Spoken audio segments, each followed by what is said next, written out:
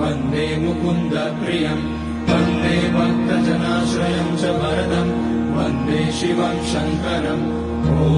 मृत्युञ्जयाय रुद्राय नीलकण्ठाय शम्भवे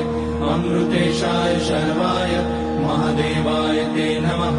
नमस्तेऽस्तु भगवन् विश्वेश्वराय महादेवाय त्र्यम्बकाय त्रिपुरान्तकाय त्रिकाग्निकालाय कालाग्निरुद्राय नीलकण्ठाय मृत्युञ्जयाय सर्वेश्वराय सदाशिवाय श्रीमान् महादेवाय नमः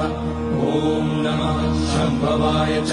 मयोपवाय च नमः शङ्कराय च मयस्कराय च नमः शिवाय च शिवतराय च